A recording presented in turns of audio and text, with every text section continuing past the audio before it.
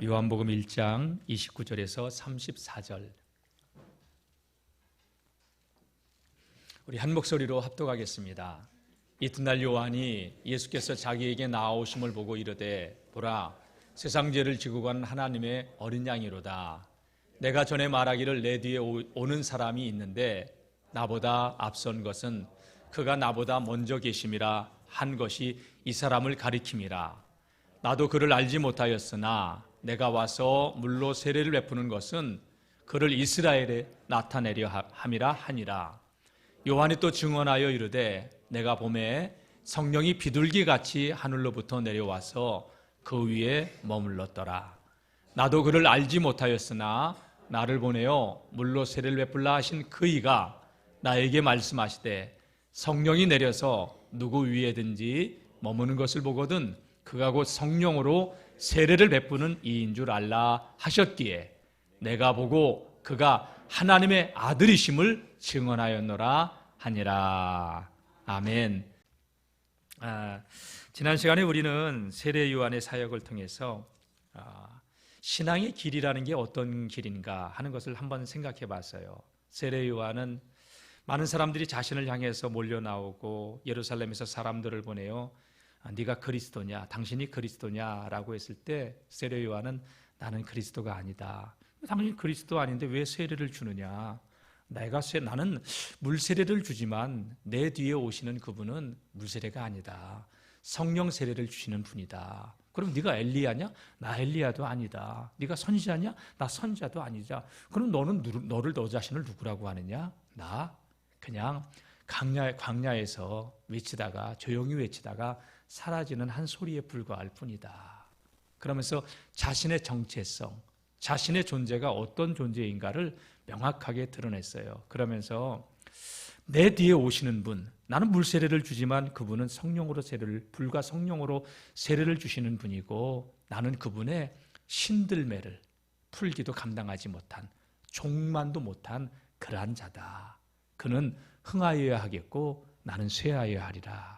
이 세례 요한의 사역을 통해서 우리가 걸어가는, 저는 목사로서, 우리 장로님들은 장로님들로서, 우리 모든 성도님들은 어떠한 신앙의 길을 걸어가야 될 것인가를 우리가 생각해 봤어요. 여러분, 오늘 저와 여러분들은 이 믿음의 길을 걸어가면서 나를 드러내고 높이려고 하지 말고요, 저와 여러분들의 삶을 통하여서 예수님만이 존귀케 되어지고 하나님의 영광만이 드러나는 그러한 삶을 살아가는 저와 여러분들이 되기를 축복합니다. 그러니까 우리가 믿음의 길을 걸어가면서 누가 알아주지 않아도, 인정해 주지 않아도 그런 것 때문에 실족하지 말고 우리는 주님 앞에서 우리가 걸어가야 될 그 믿음의 길을 걸어가려고 해야 돼요. 사람 바라보지 말고 끝까지 우리는 주님만 바라보고 갈 수 있기를 축복합니다. 다 같이, 사람은 믿음의 대상 아닙니다. 우리 믿음의 대상은 예수님밖에 없습니다. 아멘. 그래요, 우리 믿음의 대상은 예수 그리스도밖에 없어요. 바울도 그런 고백을 했잖아요. 나 살든지 죽든지 나는 내 몸에서 예수님만이 존귀케 되어지길 원한다. 이는 내 안에 사는 이가 예수님인데 내가 사는 것이 그리스도니 나는 예수 안에서 죽는 것조차도, 그러니까 누가 날 인정해 주지 않아도 난 괜찮다. 나는 그리스도만을 위해서 산다.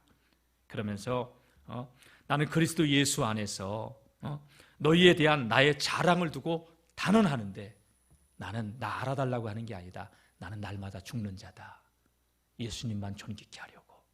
여러분, 신앙의 길은 그런 길이에요. 예수님께서 이 땅에 오셔서 십자가를 지실 때도, 그러니까 공생애의 3년의 길을 걸어가시고 십자가를 지는 그 순간까지도 예수님은 자신의 영광을 구하지 않았어요. 마귀가 와서 공생애 시작할 때 그랬잖아요. 야, 내게 절해봐. 내가 원하는 거 다 줄게. 부귀영화 공명 원하는 대로 다 줄게. 절 한번 해봐. 산꼭대기에 올라가 천하만국을 보여주면서, 그럴 때 예수님은 마귀에게 뭐라고 얘기합니까? 주 너희 하나님을 시험하지 말라고. 다만 그를 경배하라고. 아멘. 우리가 경배할 분은 하나님밖에 없어요. 우리가 찬양할 분은 하나님밖에 없어요. 그러니까 예수님은 끝까지, 그러니까 태어나심부터 십자가를 지는 그 순간까지도 아버지의 뜻을 이루기 위해서 사셨던 분인데, 여러분, 혹 우리는 신앙의 길을 걸어가면서 내 뜻을 이루려고 우리가 신앙의 길을 걸어갑니까? 내 야망을 이루려고 신앙의 길을 걷습니까? 아니면 아버지의 뜻에 순복하고 아버지의 뜻을 이루려고 우리가 신앙의 길을 걸어갑니까? 오늘 저와 여러분들이 동기가 주님의 영광을 위해서 살아가는 우리 믿음의 성도님들이 될 수 있기를 축복합니다. 오늘 말씀은 지난주에 이어서 계속 이어지는 말씀인데 29절은 이렇게 시작돼요. 이튿날 그 일이 있었던 그 다음날 요한이 예수께서 자기에게 나아오심을 보고 이르되 보라 세상 죄를 지고 가는 하나님의 어린 양이로다. 그 다음날 예수님께서 많은 무리들 가운데 더불어서 요단강에 이 세례 요한이 회개의 세례를 베풀고 있을 때 예수님이 그 가운데 같이 요한에게로 나오고 있었어요. 근데 세례 요한이 많은 사람들 가운데 예수님을 보면서 다른 사람이 아닌 예수님을 바라보면서 보라 세상 죄를 지고 가는 하나님의 어린 양이로다. 하나님의 어린 양. 근데 그 어린 양은 그냥 어린 양이 아니라 세상 죄를 지고 가는 하나님의 어린 양이라는 놀라운 예수님의 사역이 어떤 사역인가를 갖다가 선포하고 있어요. 수많은 사람들이 세례 요한에게 몰려 나오고 있는 그때에 예수님은 다른 사람을 보지 않아요. 성령의 감동, 성령의 지시를 받아 당신에게 지금 걸어 나오고 있는 그 예수님을 바라보는데 이분이 그분이다라는 성령의 계시를 받은 거예요. 감동이 몰려오고 있었고 요동치고 있었어요. 그렇게 세례 요한과 예수님은 공적인 첫 만남을 가지고 있었던 거죠. 사실은 세례 요한은 예수님의 친척이에요. 예수님보다 6개월 먼저 태어났어요. 마리아가 잉태하기 전에 엘리사벳이 6개월 먼저 잉태했고요. 그 만남을 같이 알아요. 아마 어린 시절 세례 요한을 사춘이든 오춘이든 육춘이든 이렇게 만났겠죠. 그러나 그때는 그냥 친척으로서만 만났고, 그리고 그때는 서로를 보면서도 여자가 낳은 자 중에 세례 요한보다 큰 자가 없다고 예수님은 아셨을지 몰라도 세례 요한은 예수님에 대해서 몰랐겠죠. 그런데 성령의 감동으로 이분이 그분이다. 내가 저분의 길을 예비하라고 먼저 태어난 것이다 하는 그 감동을 받게 된 거고, 예수님께서 자신에게 나오는 그 모습을 보고서 수많은 사람들이 지켜보고 있는 그런 건데 보라 세상 죄를 지고 가는 하나님의 어린 양이로다. 여러분 보라 이분이 온 세상을 구원할 만왕의 왕이시다 이렇게 선언한 게 아니라 세상 죄를 지고 갈 하나님의 어린 양. 여러분 우리는요 이 땅에서 믿음의 길을 걸어가면서조차도 우리는 남에게 인정받고 싶고 내 존재감을 드러내고 싶고 남이 나를 알아주면 기분 좋아하고 기뻐하고 남이 나를 알아주지 않으면 마음 상해하고 그런 게 누구에게나 있어요. 내려놨다고 하는데 어느 틈엔가 그 마음이 꿈틀꿈틀 늘 우리를 치고 올라오는 게 그게 우리 본 모습 아니에요? 알아주지 않으면 서운하고 시험 들고 실족하고. 근데 예수님의 사역은 처음부터 오심 그 자체가 공생애를 시작하는 그 사역 자체가 뭐냐? 세상 죄를, 즉 저와 여러분들의 죄를 짊어지고 대속의 제물이 된다고 세례 요한은 딱 선언해버린 거예요. 성령의 감동하심으로. 세례 요한은 예수님이 자기에게 나오시는 그 모습을 보면서 그분이 왜 이 땅에 오셔야 했는가 그것을 알고 있었어요. 여러분 세례 요한은 예수님이 누군가를 성령의 계시로 알고 있었던 거예요.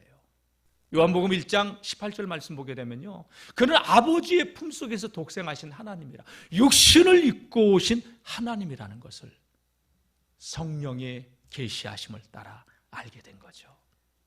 여러분 우리가 성경을 읽어도요 성령님께서 계시해 주지 않으면요 글자를 읽는 거죠. 그 이면에 있는 그 깊은 하나님의 마음 뜻을 몰라요. 그러니까 바리새인들이 율법을 그렇게 연구해도 문자적으로만 해석을 하는 거예요. 디모데후서 3장 16절 이하의 말씀 보게 되면 모든 성경은 하나님의 감동으로 된 것으로, 성경은 하나님의 감동으로 쓰여진 책이에요. 1600년 동안 40명의 저자들에 의해서 각기 다른 10곳의 나라, 10나라에서 다른 시대에 쓰여졌지만 성령의 감동으로 쓰여져서 바르게 함과 의로 교육하기에 유익한 책으로, 그러니까 하나님의 마음이 그대로 담겨져 있기 때문에 우리가 성령의 그 인도하심, 계시하심의 은혜가 없으면 성경을 읽어도 윤리적으로, 도덕적으로, 문학적으로, 철학적으로 받아들인단 말이에요. 예수님을 안 돼요. 그리고 여러분, 지적인 예수는 알아도, 역사적인 예수는 알아도 만왕의 왕 대신 그리스도라는 사실을 모를 수 있다는 거죠. 저는 우리 영월중앙교회 성도님들은 예수님을 바로 만나고 바로 알고 바로 누리는 하나님의 사람들이 될 수 있기를 주님의 이름으로 축복합니다. 세례 요한은요, 당신에게 나오는 이 예수님의 모습을 보면서 보라, 세상 죄를 지고 가는 하나님의 어린 양, 온 세상의 죄를 짊어지고 죽음을 향하여 대속의 제물로 가는 그 예수님의 사역을 성령의 계시로 보고 있었던 거예요. 제물이에요. 어린 양은.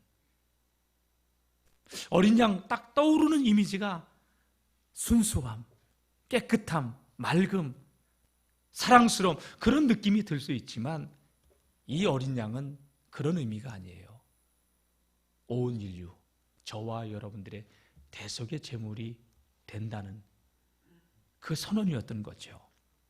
그래서 우리는 이 말씀을 잘 이해하기 위해서 구약 성경을 좀 살펴보면요, 출애굽기 12장 말씀 보게 되면 하나님께서 모세에게 이스라엘 백성들을 애굽에서 인도해낼 때 바로가 마음이 변하지 않아서 이스라엘 백성들을 내보내려고 하지 않잖아요. 그래서 재앙이 계속 10가지 재앙이 내리는데 마지막 9번째 재앙이 임할 때까지 바로의 마음은 강팍해서 이스라엘 백성들을 모세에게 나가라고 하지 않아요. 그래서 마지막 10번째 재앙이 뭐예요? 장자의 재앙이잖아요. 하나님께서 애굽 전역에 초태생, 사람이건 짐승이건 예외 없이 모든 초태생은 하나님께서 다 치신다는 거예요. 모세에게는, 모세야, 내 백성들에게는 가서 이야기해라. 누구든지 그 가정들마다 양을 잡아서 그 피를 좌우 문방 인설주에 바르면 내가 죽음의 사자가 애굽 전역을 칠 때 그 피를 보고 그 가정은 넘어가리라. 6월 뛰어넘는다는 거예요. 패스오버, 넘어간다는 거예요.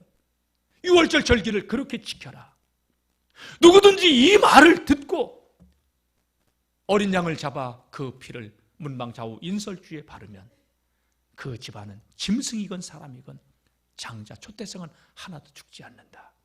착하고 잘나고 못나고 못생기고 이런 게 아니다. 누구든지 이 말에 순종하면 산다는 거예요. 여러분, 애굽 사람들은 그 누구도 양의 피를 바르지 않았지만 이스라엘 백성들은 문방 좌우 인설주에 6월절 어린 양의 피를 바르고 죽음의 사자가 뛰어넘어 여러분 대대로 하나님께서 자신을 구원해 줬다는 그 6월절 절기를 지키게 되는 거죠. 그 피를 바르지 않으면 이스라엘 백성들은 죽어야만 되는 거예요. 초태생은 다 죽어야 되는 거예요. 그런데 6월절 양의 피가 그들을 구원하는 거예요. 세례 요한은 이 사실을 알면서 보라, 세상 죄를 지고 가는 하나님의 어린 양이라고, 온 인류를 구원하기 위해서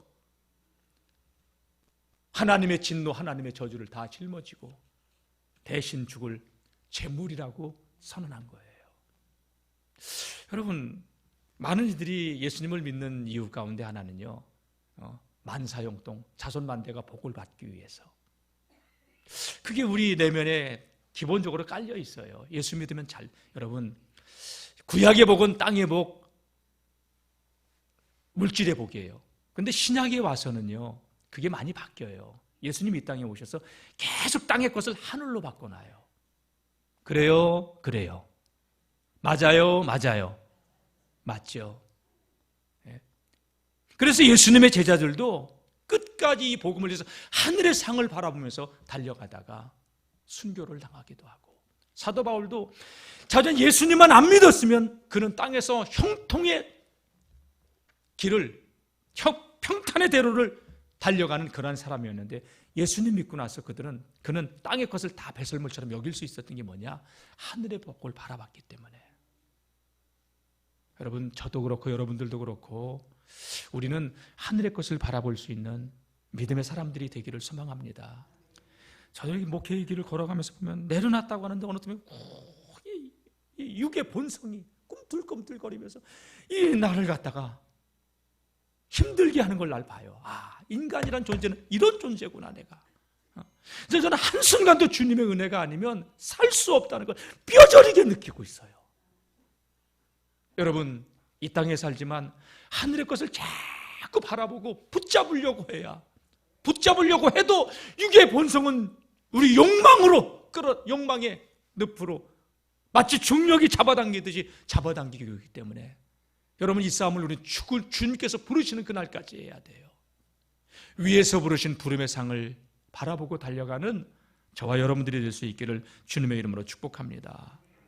예. 사랑하는 성도 여러분, 예수님께서 유월절 어린 양으로 오시지 않았다면, 우리의 죄를 짊어지시지 않고 죽으시지 않았다면 이 자리에 있는 그 어떤 누구도 아버지 앞으로 설 수 있는 자가 아무도 없어요. 죄의 삭은 사망이에요. 영원한 지옥 형벌이 기다리고 있는 그런 우리예요. 근데 예수님께서 도대체 소망도 가망도 없는 우리들을 위해서 십자가에서 대속의 제물이 되어 주셨으니 이게 웬 은혜입니까? 웬 축복입니까? 그래서 이것을 아는 사람들은 찬송가를 하나 썼는데, 늘 울어도 눈물로써 못 갚을 줄 알아, 몸 밖에 드릴 것 없어 이 몸 바칩니다. 늘 울어도 눈물로써 못 갚을 줄 알아. 나 십자가 대할 때마다 그 일이 고마워. 몸 밖에 드릴 것 없어 이 몸 바친다고. 그게 은혜를 아는 사람들의 그 심령 깊은 곳에서 터져나오는 신앙의 고백이에요. 내가 주님을 위해서 뭐 했어도 주님은 여러분, 예수님이 죽으셨기에 저와 여러분들의 그 죄의 짐을 짊어지시고 유월절 어린 양으로 십자가에서 죽으셨기 때문에 우리가 하나님을 향하여서 아바 아버지라 부를 수 있고, 이 자리에 나와서 하나님을 거룩거룩하면서 찬양할 수 있는 그 은혜를 덧입게 된 거 아니에요? 이게 놀라운 하나님의 은혜와 사랑이라는 사실 깨닫기를 축원합니다. 죄의 삭은 사망이에요. 하나님의 진노가 우리 머리 위에 쌓여 있는 자들인데, 예수님의 그 한량없는 은혜로 유월절 어린 양 대신 그 대속제물 대신 그 예수님의 은혜로 우리가 하나님을 아바 아버지라 부를 수 있고 천국 백성이 되게 된 줄로 믿습니다. 또 구약에 보면요, 이스라엘 백성들이 꼭 지켜야 되는 절기 하나가 또 있어요. 대속제일, 히브리 원력으로 7월 10일인데요 이날은 대제사장이 2마리의 양을, 염소를 갖다가 딱 선택을 해요. 어린 염소. 성경에서 염소하고 양은 같이 쓰여져요. 이때는 제물로 드려질 때는 한 마리 염소는요, 대제사장이 온 이스라엘 백성들의 죄를 다 이 염소에게 안수하면서 전가하죠. 죄를 다 뒤집어 씌우는 거예요. 그리고 그 염소를 왜? 죄의 삭은 뭐라고요? 사망이에요. 죄의 삭은 반드시 사망으로 해결을 해야 돼요. 그런데 우리의 온 인류의 죄, 온 이스라엘 백성들의 죄를 대지상이 염소머리에다가 탁 안수를 해서 기도를 해요. 이스라엘의 모든 백성들의 죄를 염소야 네가 가져가라. 내가 너에게 뒤집어 씌운다. 이 예식을 통하여서 이스라엘의 백성들의 죄는요 없어지고 그 죄가 누구에게로 옮겨온 거예요? 염소에게로 옮겨온 거예요. 그리고 염소는 죄를 뒤집어 썼으니까 어떻게 해야 돼요? 죽어야 돼요. 그래서 거기서 아론이 이스라엘 백성들이 보는 앞에서 그 염소를 목을 자르고 가죽을 벗기고 팔다리를 자르고 내장을 꺼내서 피를 받아가지고 제단에 뿌리고 번제단에서 그 기름을 태워서 하나님께 드려요. 여러분, 이 제사가 주는 그 상징적인 의미는 뭐냐? 죄의 값은 사망이라는 거예요. 그리고 하나님이 가장 미워하시는 게 죄라는 거예요. 죄를 얼마나 미워하셨는지, 그 죄값을 우리에게서 차지해야 되는데 하나님은 우리에게 은혜를 베풀어 주셨는데, 야 네가 죽어야 되는데 양 한 마리 잡아, 염소 잡아, 그걸로 대신 받으시는 거예요. 이게 구약에 내려오던 법이에요. 이게 신약으로 넘어와서 예수님께서 오시지 않았다면요 우리는 지금도 양 잡고 소 잡고 염소 잡고 그래야 돼요. 죄의 삭은 사망이기 때문에 내 죄 때문에 짐승이 죽어야 되는 거예요. 아이고, 이거 번거로워, 귀찮아. 이 제사에 대해서 귀찮다고 번거롭다고 말하면 안 되는 이유가 내가 그 죄 때문에 죽어야 될 그 죄값을 짐승이 짊어지고 죽는 것이기 때문에 하나님께서 우리에게 은혜의 법을 베풀어 주신 거예요. 한 마리 그렇게 잡았죠. 또 한 마리 양이 있어요. 아사셀 염소라고 해서 두 마리 중에 한 마리는요 다시 이 제사장이 아사셀 염소에게 탁 안수를 해요. 온 이스라엘의 죄를 다 뒤집어 씌워요. 그리고서 영문 밖으로 끌고 나가서 광야로 쫓아내버려요. 온 이스라엘의 죄를 짊어진 이 염소는요 광야로 나가야 되는데, 여러분, 이 양은, 이 염소는 자기를 지킬 수 있는 무기가 없어요. 이빨이 있는 것도 아니고 발가락 빨리 달 수 있는 발이 있는 것도 아니고 그냥 그렇게 광야에서 죽는 거예요. 이게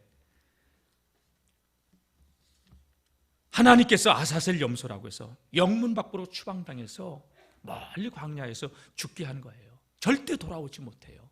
그래서 예수님께서 십자가를 지고 영문 밖으로 나가 골고다 언덕길에서 돌아오지 못하고 우리 죄 때문에 죽는 상징적인 의미란 말이에요. 구약은 구구절절히 예수님에 관한 이야기예요. 이거를 세례요한은 너무나도 잘 알고 있었어요. 그래서 예수님께서 당신에게 세례를 받으러 나오시는 그 모습을 보면서 보라, 세상죄를 지고 가는 하나님의 어린 양이라고 그렇게 외칠 수밖에 없었던 것이죠. 세례요한은 알아요. 자신보다 6개월 먼저 늦게 태어난 자기의 친척 예수님, 그러나 그는 나보다 먼저 계신 분이다. 그가 나보다 앞선 것은 그가 나보다 먼저 계심이라. 내가 말하는 것은 이 사람을 가리킴이라 하면서 세례요한은 자신의 사역의 정체성에서 정확하게 예수님을 드러내고 선포하죠. 여러분, 저는 우리 영월중앙교회 성도님이 전규택 목사라고 하는 사람의 이름은 기억도 안 했으면 좋겠어요. 저는 예수님만 여러분들이 바로 알았으면 좋겠어요. 오직 예수의 사람들로 우리에게 주어진 이 땅에서의 믿음의 길을 걸어갈 수 있기를 축복합니다. 세례요한은 성령의 지시함을, 계시를 받아 당신에게 세례를 받으러 나오는 그분이 누구인가를 정확하게 알고 예수님을 그렇게 증언하고 있었던 것이죠. 그리고 세례요한도 끝까지 예수님만 자기는 높이지 않아요. 그는 흥하여야 하겠고 나는 쇠하여야 하리라. 다 같이 예수님은 흥하여야 하겠고 자기 이름 넣어서 전규택은 쇠하여야 하리라. 안 하시는 분들이 있어서 다시 해야 될 것 같아. 예수님은 흥하여야 하겠고 전규택은 쇠하여야 하리라. 아멘이죠. 여러분, 내 존재가 너무 드러내려고 하지 마세요. 우리가 높여야 될 분은 예수님이에요. 서운한 거 있어요? 그냥 내려놓으세요. 그냥 주님은 베드로에게, 가룟 유다에게, 로마 병사들에게 그 수모, 예수님이 당한 수모 생각하면 우리가 당하는 수모는 수모도 아닐 수 있어요. 여러분, 저는 우리 영월중앙교회 성도님들이 그냥 저와 여러분들의 삶 가운데서 예수님만이 존귀케 되어지기를 주님의 이름으로 축복합니다. 우리가 신앙생활 오래 해왔어요. 교회 역사가 110년이 됐기 때문에 신앙의 연조, 신앙의 연륜이 있다. 신앙생활 오래 했다면 여러분, 우리는 날이 갈수록 예수님을 닮아가야죠. 육이 충만하면 안 돼요. 우리의 삶은 다 같이 신앙생활은 예수님을 본받고 닮아가는 거다. 누가복음 2장 말씀 보게 되면요, 나이가 많은 한 선지자의 이야기가 나와요. 시므온이라고 하는 사람이에요. 예수님께서 태어나서 어머니 마리아와 요셉에 안겨서 태어난 지 8일째 된 날 성전에 가서 정결 예식을 해야 돼요. 성전을 찾아갔어요. 그런데 시므온이라고 하는 이 나이 많은 고령의 선지자를 만나게 되는데, 그 선지자가 이 젊은 마리아와 요셉이 부유한 사람이 아니잖아요. 남루한 옷을 입고 성전을 찾아오고 아기를 안고 온 그 아기를 보면서 이렇게 얘기를 해요. 성경은 시므온에 대해서 이렇게 정의를 하고 있는데, 이 사람은 의롭고 경건하여 이스라엘의 위로를 기다리는 자라. 성령이 그 위에 계시더라. 그러면서 2장 26절에 그가 주의 그리스도를 보기 전에는 죽지 아니하리라. 시므온아, 너는 그리스도를 보기 전에 죽고 싶어도 죽을 수가 없어. 네가 이 땅에서 생을 마치는 날은 그리스도를 보게 될 때 생을 마치게 될 거야. 이런 성령의 계시를 받았다는 거예요.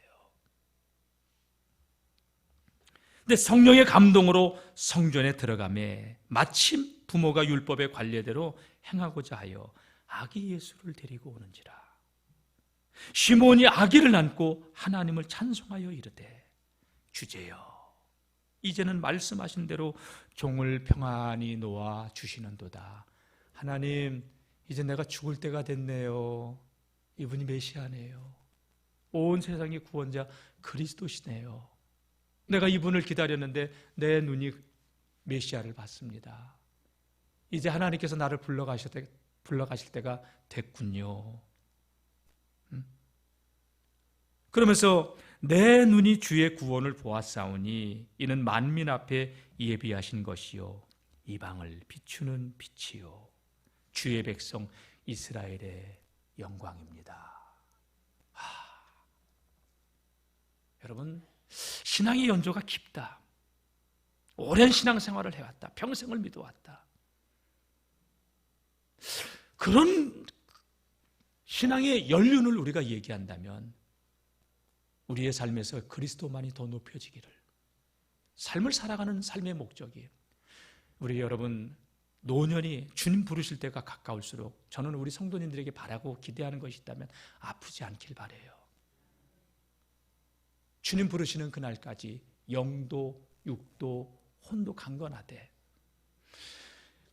이 땅에 유한한 삶에 목숨 걸지 말고, 이 땅의 삶에 욕심 부리지 말고, 주님 부를 날이 가까우면요 내려놓는 훈련을 해야 되고요, 흘려보내는 훈련을 해야 되고요, 하늘의 것을 잡으려고 우리는 땅의 것을 자꾸 내려놓는 삶을 살아야 돼요. 하늘의 상급을 안 쌓아놨다면 노년의 때는 하늘의 상급을 바라보고서 마지막 열정을 불태워야 돼요. 주님 앞에 서는 날 뭐 하다 왔니? 열심히 자식 낳고 먹고 그래, 너를 위해서 열심히 살았구나. 나를 위해서는 뭐를 했니? 여러분, 주님을 위해서 뭘 했습니까? 주님 앞에 서는 날 나를 위해 사는 것은 계산되지 않아요. 주님을 위해 산 것만 계산이 돼요. 지극히 작은 자에게 선행을 행하고 베풀고 돕고 나누고, 주님의 몸된 교회를 위해서 내가 시간을 헌신하고 봉사하고 충성했던 거, 주님 그것만 기억해요. 구원은 믿음으로 받지만 상은요 행위로 받는 거예요. 구원을 받되 여러분 부끄러운 구원을 받으면 안 되잖아요. 아멘. 목욕탕에 불이 났어요. 어떻게 해가지고 불구덩이 속에서 살아나는데 그 어디를 가려야 될까? 벗은 채로 남은 그게 부끄러운 구원 아니에요? 여러분 구원이 능사가 아니라 이제 구원받았으면요 우리는 부끄러운 구원이 아니라 주님 앞에 칭찬받고 주님과 함께 열고울을 다스리며 호령할 수 있는 하늘의 상이 있는 자들이 되었으면 좋겠어요. 예? 이 시므온이라고 하는 선지자는요 고령의 나이에 하나님 이제 내 사명 다 했습니다. 이제 평안히 놓아주시는군요. 내 눈이 주의 구원을 보았습니다. 이방을 비추는 빛이요 주의 백성 이스라엘의 영광이니이다. 나이가 들었지만 치매가 오지 않고 겉사람은 늙고 병들고 쇠약해져 가도 속사람은 새로워지고 하늘의 소망을 그 노년의 때에 놓치지 않고 있는 그런 믿음의 삶을 살았던 시므온 선지자와 같은 우리 성도님들이 될 수 있기를 축복합니다. 다 같이 나이 들수록 천국을 더 소망하자. 여러분 내가 이렇게 신방 다니면서 제일 좋아하는 찬송가 물어보면요 301장이에요. 지금까지 지내온 것. 그 3절 가사가 이런 가사예요. 주님 다시 배올 날이 날로 날로 다가와 무거운 짐 주께 맡겨 벗을 날도 멀잖네. 다 같이요. 나를 위해 예비하신 고향집에 돌아가 아버지의 품 안에서 영원토록 살리라. 주님 다시 배울 날이 날로 날로 다가와 무거운 이 죄의 짐 육신의 장막집을 벗을 날도 멀지 않았는데 나를 위해 예비하신 고향집에 돌아가는 그것을 소망해야 되는데 나이가 들었는데도 땅의 것에 너무 욕심이 많아가지고 하늘엔 관심이 없고 주님이 왜 죽었는지도 모르고 여러분 그렇게 살아서는 안 된다는 거예요. 젊은 사람들도 마찬가지예요. 천년 만년 살 것 같아요. 여러분 우크라이나 전쟁이 일어나서 러시아의 병사들이나 우크라이나 국민들 죽는 거 봐요. 내일은 내 날이 아니에요. 주님이 언제 나를 부르신다 하더라도 주님 앞에 설 때 부끄럽지 않는 저와 우리 성도님들이 되시기를 주님의 이름으로 축복합니다. 예수님 이 땅에 세상 죄를 저와 여러분들의 죄 때문에 대속의 제물로 어린 양으로 오셨어요. 그리고 예수님은 끝까지 자신의 이 땅의 왕국을 구축하려고 하지 않고 아버지의 나라를 세워갔어요. 그리스도인의 삶은 이 삶이에요. 성령이 우리에게 임하면 땅끝까지 예수 증인으로 산다고 했잖아요. 내 존재감을 드러내는 게 아니라 땅끝까지 이르러 예수님의 증인으로. 할렐루야. 예수님은 그렇게요 이 땅에 오셔서 십자가를 지고 골고다 언덕길로 저와 여러분들의 모든 죄를 짊어지시고 어린 양으로 그 길을 걸어가셨어요. 세례 요한은 이것을 알았기 때문에 계시의 영역으로 그걸 보고 보라 세상 죄를 지고 가는 하나님의 어린 양이라고 선언했던 것이고 세례 요한도 끝까지 그 사명의 길을 걸어가며 하나님 나라를 위해 살아갔죠. 사랑하는 성도 여러분 말씀 마치겠습니다. 주님이 걸어가셨던 그 십자가의 길 우리도 바라보면서 내게 주어진 그 십자가 지고 주님의 발자취를 따라가는 저와 여러분들이 될 수 있기를 축복합니다. 하늘의 소망을 두고 승리하시기를 살아가시기를 주의 이름으로 축원합니다. 기도하겠습니다. 하나님 영원히 죽을 수밖에 없는 그 끔찍한 흉악한 죄악을 우리의 죄악을 대신 아들 되신 예수 그리스도를 이 땅에 보내사 유월절 어린 양으로 대속의 제물 되게 하사 그 핏값으로 우리를 구원해 주셔서 감사합니다. 이 한량없는 은혜 잊지 않게 하옵소서.